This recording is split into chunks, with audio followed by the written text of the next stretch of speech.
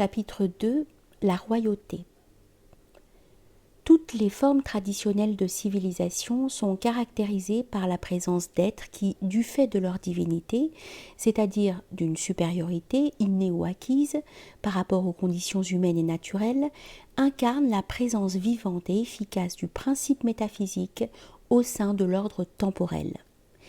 Tel est, conformément à son sens étymologique profond et à la valeur originelle de sa fonction, le pontifex, le constructeur de ponts ou de voies. Le sens archaïque de pons était aussi celui de voie entre le naturel et le surnaturel. Traditionnellement, le pontifex s'identifiait d'ailleurs au rex, selon le concept unique d'une divinité royale et d'une royauté sacerdotale. Il était conforme à l'usage de nos ancêtres que le roi fût également pontife et prêtre, rapporte Servius.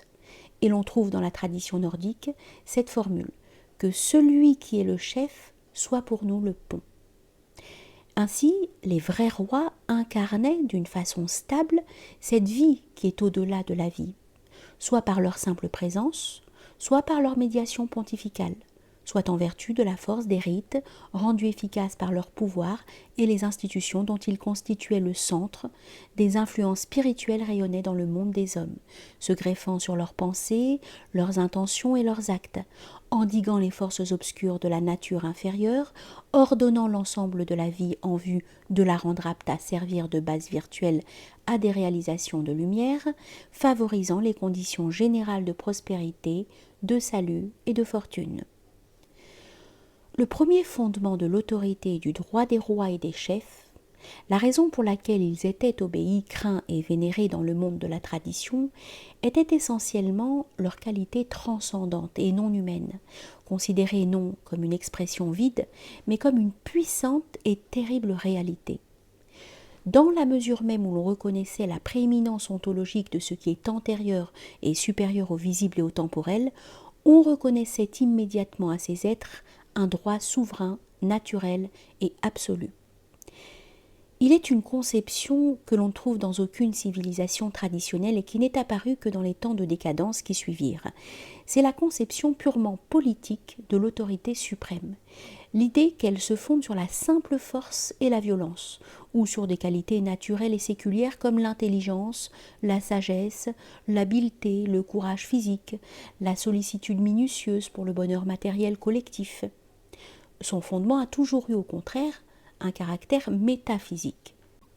Ainsi donc, l'idée selon laquelle les pouvoirs sont conférés au chef par ceux qu'il gouverne, selon laquelle son autorité est l'expression de la collectivité et doit être soumise au vouloir de celle-ci, cette idée est absolument étrangère à la tradition.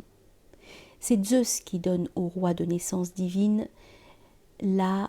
désolé, c'est un mot en grec, non traduit, en tant que loi d'en haut, n'a rien à voir avec ce qui adviendra plus tard, le vous, la loi politique de la communauté. À la racine de tout pouvoir temporel se trouvait donc l'autorité spirituelle, considérée en quelque sorte comme celle d'une nature divine sous une forme humaine. D'après la conception indo-aryenne, par exemple, le souverain n'était pas un simple mortel, mais bien une grande divinité sous une forme humaine. Dans le roi égyptien, on voyait à l'origine une manifestation de Ra ou d'Horus. Les rois d'Albe et de Rome personnifiaient Jupiter. Les rois assyriens, Baal. Les rois iraniens, le dieu de lumière. Les princes germains et du nord étaient de la même race que Tius, Odin et les Acèses. Les rois grecs du cycle dorico-achéen s'appelaient, mot grec non traduit, en relation avec leur origine divine. Au-delà de la grande diversité des formulations mythiques et sacrées, le principe constamment affirmé est celui de la royauté en tant que transcendance immanente, c'est-à-dire présente et agissante dans le monde. Le roi, non-homme, être sacré, avec son être, avec sa présence, est déjà le centre, l'apex. Dans le même temps, se trouve en lui la force rendant efficaces les actions rituelles qu'il peut accomplir et dans lesquelles on voyait la contrepartie du véritable règne et les soutiens surnaturels de l'ensemble de la vie, dans le cadre de la tradition. C'est pourquoi la royauté s'imposait et était reconnue d'une façon naturelle. Ce n'est qu'à titre accessoire qu'elle avait besoin de recourir à la force matérielle. Elle s'imposait d'abord et irrésistiblement à travers l'esprit. Splendide est la dignité d'un dieu sur terre, dit un texte indo-arien, mais difficile à atteindre pour les faibles. Seul est digne de devenir roi celui dont l'âme est faite pour cela. Le souverain apparaît comme un adepte de la discipline de ceux qui sont des dieux parmi les hommes. Dans la tradition, la royauté a souvent été associée au symbole solaire. On reconnut dans le roi la gloire et la victoire propres au soleil et à la lumière, symbole de la nature supérieure qui triomphe chaque matin des ténèbres. Il se lève comme un roi sur le trône de l'Horus des vivants, de même que son père Ra, le soleil, tous les jours. J'établis que tu te lèves en qualité de roi du sud et du nord sur le siège d'Horus, comme le soleil éternellement, sont des expressions de l'ancienne tradition royale égyptienne. Elles coïncident d'ailleurs exactement avec les expressions iraniennes, où le roi est considéré de la même race que les dieux, a le même trône que Mitra, se lève avec le soleil et est appelé Particeps Siderum, seigneur de paix, salut des hommes, homme éternel, vainqueur qui se lève avec le soleil. Cependant que la formule de consécration est la suivante: soit la puissance, soit la force de victoire, soit immortel, fait d'or, surgissez tous les deux Indra et le soleil à la lumière de l'aurore.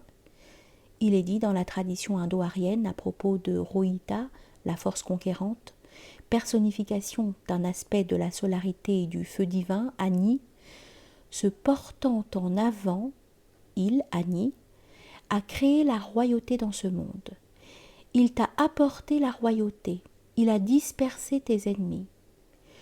Dans certaines anciennes figurations romaines, c'est le dieu Sol qui remet à l'empereur une sphère, emblème de l'empire universel. Et c'est à la solarité que se réfèrent les expressions relatives à la stabilité à l'empire de Rome. Sol conservator, sol dominus Romani imperi. Solaire fut aussi la dernière profession de foi romaine, puisque le dernier représentant de l'antique tradition, l'empereur Julien, rattacha précisément à la solarité, en tant que force spirituelle irradiante du supramonde, sa dynastie, sa naissance et sa dignité royale. Un reflet d'une telle conception s'est conservé jusqu'aux empereurs gibelins, puisqu'on put encore parler d'une deitas solis à propos de Frédéric II Hohenstaufen. Cette gloire ou victoire solaire liée à la royauté ne se réduisait d'ailleurs pas à un simple symbole, mais était une réalité métaphysique, s'identifiait avec une force non humaine agissante dont le roi en tant que tel était considéré comme le détenteur. On trouve dans le masdéisme une des expressions symboliques traditionnelles les plus caractéristiques de cette idée. Ici, le vareno, désignation plus récente, vora ou phare. La gloire que le roi possède est un feu surnaturel propre aux entités célestes, mais surtout solaire, qui lui donne l'immortalité et lui accorde le témoignage de la victoire. Victoire qu'il faut comprendre, comme on le verra, de façon que les deux sens, l'un mystique, l'autre militaire, matériel, non seulement ne s'excluent pas, mais s'impliquent réciproquement. Ce vareno se confondit plus tard chez les peuples non iraniens.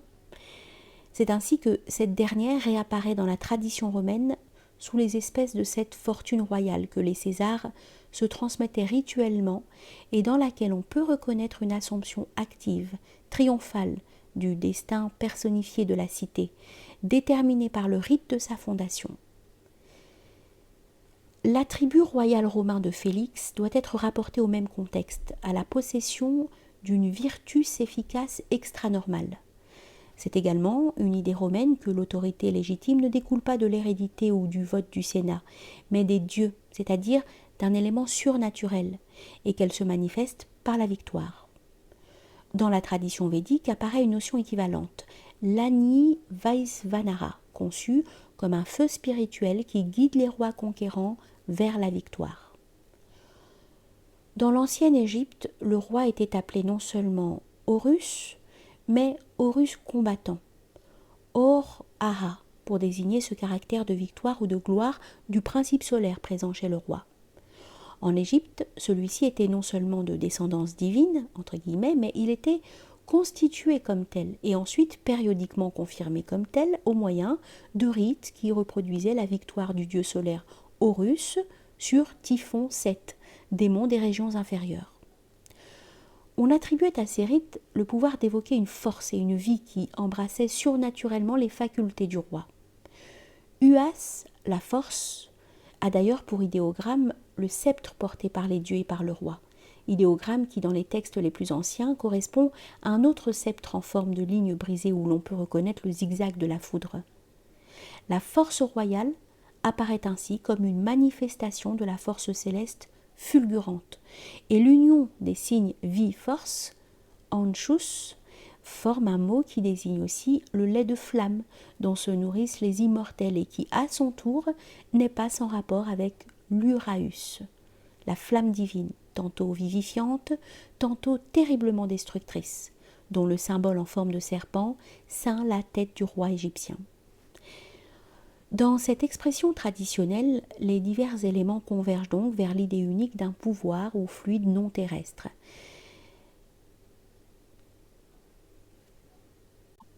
Déterminant la chaîne ininterrompue et dorée de la race divine, légitimement désignée pour régner. Un des noms du roi égyptien est en outre Horus fait d'or, où l'or signifie le fluide solaire qui est la matière du corps incorruptible des immortels. Enfin, il n'est pas sans intérêt de remarquer que la gloire figure dans le christianisme lui-même comme attribut divin, Gloria in excelsis Deo, et que selon la théologie mystique catholique, c'est dans la gloire que se réalise la vision béatifique. L'iconographie chrétienne la représente d'habitude comme une auréole autour de la tête, auréole dont le sens correspond manifestement à celui de l'Uraeus égyptien et de la couronne rayonnante de la royauté solaire irano-romaine. Beaucoup de traditions caractérisent également la nature des rois en disant qu'ils ne sont pas nés d'une naissance mortelle. Cette idée est souvent liée à certaines représentations symboliques, virginité de la mère, divinité qui s'unissent à une femme, etc., signifie que la véritable vie du roi divin, tout en étant greffée sur la vie personnelle et limitée qui commence avec la naissance terrestre et finit avec la mort de l'organisme, ne se réduit pas à cette vie, mais émane d'une influence supra-individuelle qui ne souffre aucune solution de continuité et à laquelle elle s'identifie essentiellement. C'est dans la doctrine relative aux rois sacerdotaux tibétains, les Dalaï Lama, que cette idée se présente de la façon la plus claire et la plus consciente. Selon la tradition extrême-orientale, le roi fils du ciel, Tien Tse, c'est-à-dire considéré précisément comme n'étant pas né selon la simple naissance mortelle, a le mandat céleste, Tien Ming, qui implique également l'idée d'une force réelle extranaturelle. Le mode de manifestation de cette force du ciel, c'est, selon l'expression de Lao Tse, l'agir sans agir. Wei Wu Wei, c'est-à-dire l'action immatérielle par la pure présence. Elle est invisible comme le vent, et pourtant son action présente le caractère inéluctable des énergies de la nature. Les forces des hommes ordinaires, dit Mengse, se plient devant elles comme les brins d'herbe sous le vent. En relation avec l'agir sans agir, on lit aussi dans un texte « Les hommes souverainement parfaits par l'ampleur et la profondeur de leurs vertus sont semblables à la terre. Par la hauteur et la splendeur de cette vertu, ils sont semblables au ciel. Par son extension et sa durée, ils sont semblables à l'espace et au temps sans limite. Celui qui se trouve dans cet état de haute perfection ne se montre pas, et cependant, comme la terre, il se révèle par ses bienfaits. Il est immobile et pourtant, comme le ciel, il opère de nombreuses transformations. Il n'agit pas et pourtant, comme l'espace et le temps, il conduit ses œuvres à l'achèvement parfait. Mais seul un tel homme est digne de posséder l'autorité souveraine et de commander aux hommes. Le symbolisme qui situe sur le trône le siège du dragon céleste indique qu'on reconnaît dans le roi la même puissance terrible que représentent le Varéno iranien et l'Uraenus pharaonique.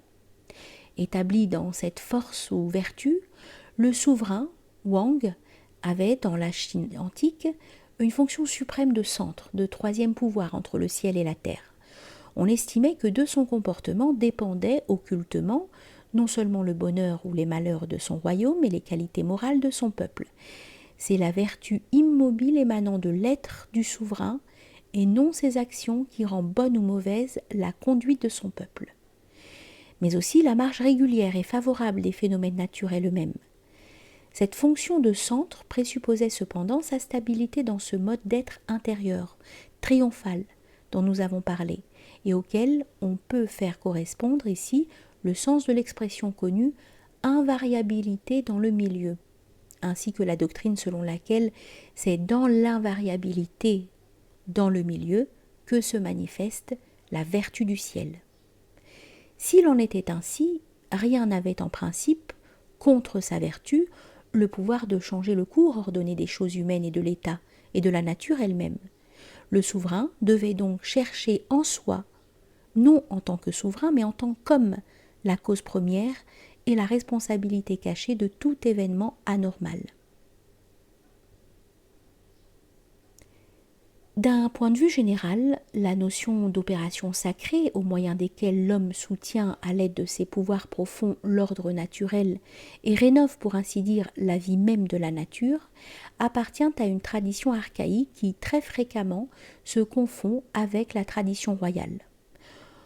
En tout cas, la conception selon laquelle le roi ou le chef est pour fonction première et essentielle l'accomplissement de ces actions rituelles et sacrificielles qui constituaient le centre de gravité de la vie du monde traditionnel réapparaît fréquemment dans un vaste cycle de civilisation traditionnelle, depuis le Pérou précolombien et l'Extrême-Orient, jusqu'aux cités grecques et jusqu'à Rome, ce qui confirme le caractère inséparable de la dignité royale et de la dignité sacerdotale ou pontificale dont nous avons déjà parlé. Les rois, dit Aristote, doivent leur dignité au fait qu'ils sont les prêtres du culte commun. La première des attributions des rois de Sparte était l'accomplissement des sacrifices. On pourrait en dire autant des premiers souverains de Rome ainsi que de la plupart de ceux de la période impériale. Le roi, pourvu d'une force non terrestre, enraciné dans le plus que vivre, apparaissait d'une façon naturelle comme celui qui pouvait éminemment mettre en action le pouvoir des rites et ouvrir les voies au monde supérieur.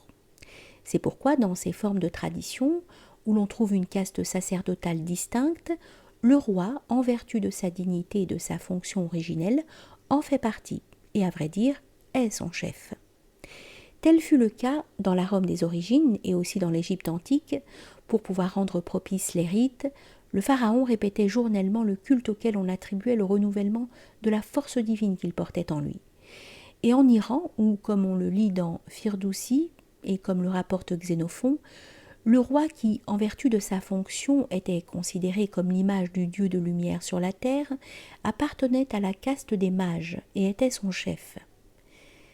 Symétriquement, l'usage chez certains peuples de déposer et même de supprimer le chef quand survenait un accident ou une grave calamité, puisque cela signifiait pour eux l'amoindrissement de la force mystique de fortune qui donnait le droit d'être chef, doit être considéré comme le reflet d'une conception qui, bien que sous forme de dégénérescence superstitieuse, se rattache au même ordre d'idées, chez les races nordiques, jusqu'au temps des Goths, et bien que le principe de la divinité royale demeura fermement établi, le roi était considéré comme un As, A-S-E, et un demi-dieu, semi-déos sid est ansis, qui triomphait en vertu de sa force de fortune.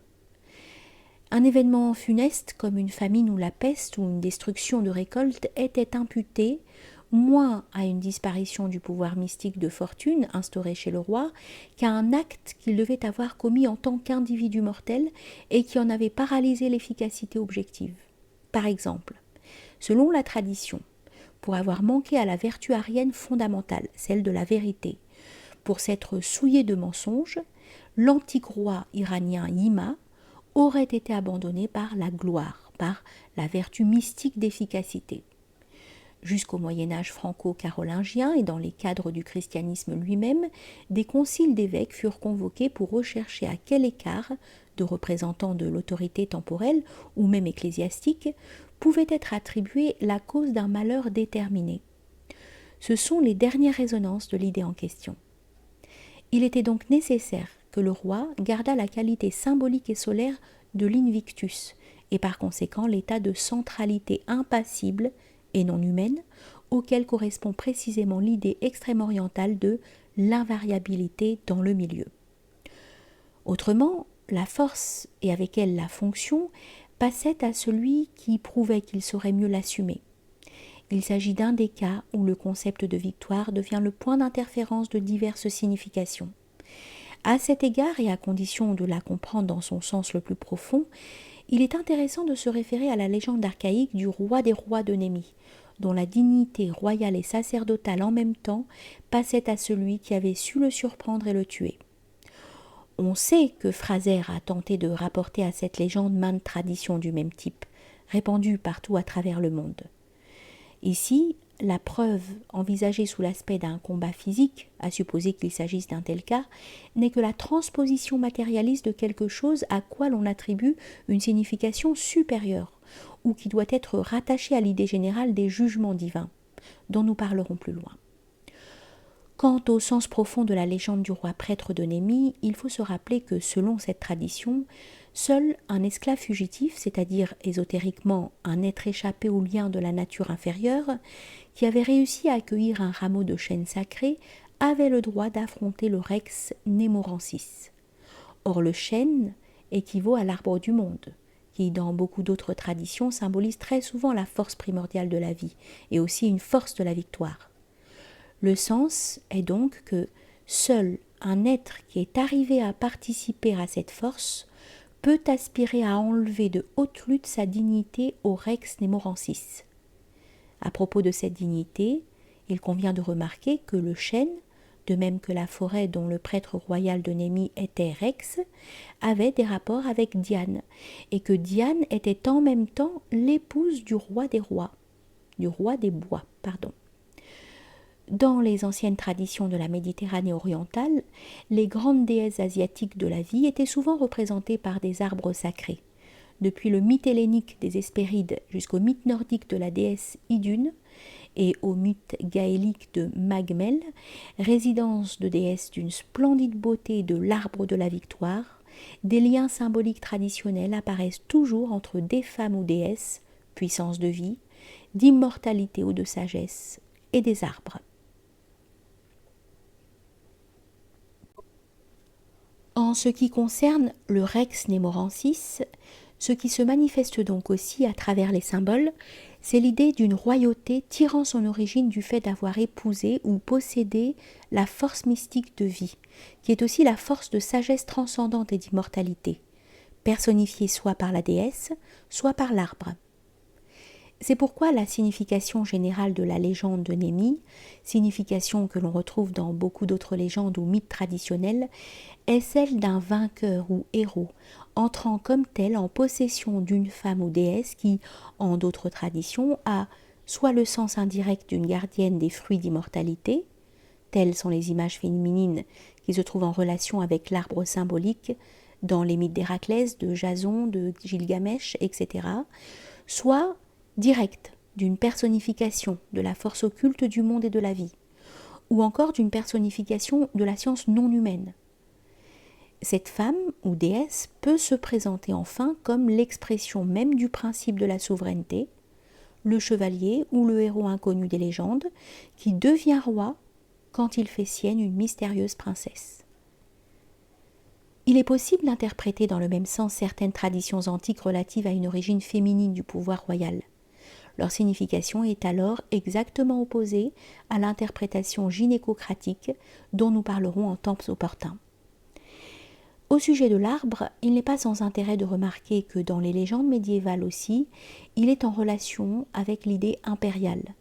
Le dernier empereur, avant de mourir, suspendra le sceptre, la couronne et l'écu à l'arbre sec, situé d'habitude dans la région symbolique du prêtre Jean, tout comme Roland, mourant suspend à l'arbre son épée infrangible.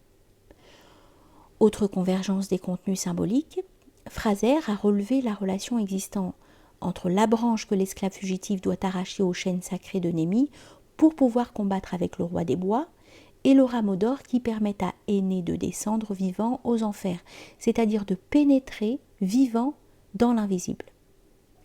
Or, un des dons reçus par Frédéric II du mystérieux prêtre Jean sera précisément un anneau qui rend invisible, c'est-à-dire qui transporte dans l'immortalité et dans l'invisible.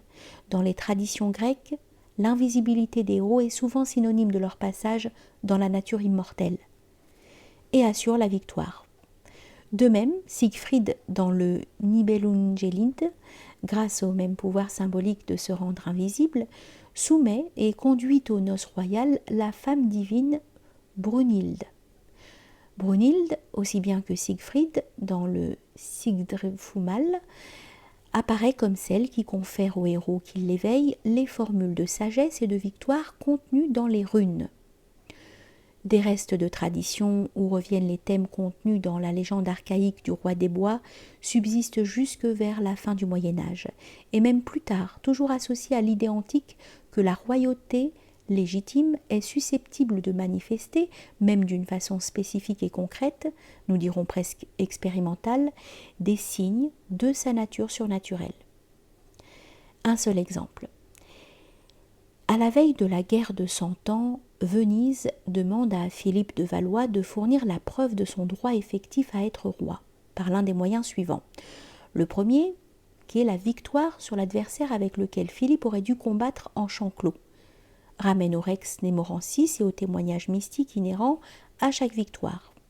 Quant aux autres moyens, on lit dans un texte de l'époque « Si Philippe de Valois était, comme il l'affirmait, vraiment roi de France, qu'il le démontra en s'exposant à des lions affamés, car les lions jamais ne blessent un vrai roi, ou bien qu'il accomplit le miracle de la guérison des malades, comme ont coutume de l'accomplir les autres vrais rois. En cas d'insuccès, il se reconnaîtrait indigne du royaume. » Un pouvoir surnaturel se manifestant par la victoire ou la vertu thaumaturgique, même en des temps comme ceux de Philippe de Valois, qui appartiennent déjà à l'ère moderne, reste donc inséparable de l'idée que l'on se faisait traditionnellement de la royauté véritable et légitime. Abstraction faite de la qualification réelle de chaque personne pour représenter le principe et exercer la fonction, la conviction demeure qu'à l'origine de la vénération inspirée par les rois figurent principalement les vertus et les pouvoirs divins, descendus sur eux seuls et non sur les autres hommes. Joseph de Maistre écrit, ouvrez les guillemets, « Dieu fait les rois au pied de la lettre. Il prépare les races royales. Il les mûrit au milieu d'un nuage qui cache leur origine. Elles paraissent ensuite couronnées de gloire et d'honneur. Elles se placent, et voici le plus grand signe de leur légitimité. C'est qu'elles s'avancent comme d'elles-mêmes, sans violence d'une part et sans délibération marquée de l'autre. C'est une espèce de tranquillité magnifique qu'il n'est pas aisé d'exprimer. Usurpation légitime me semblerait l'expression propre, si elle n'était point trop hardie, pour caractériser ces sortes d'origines que le temps se hâte de consacrer.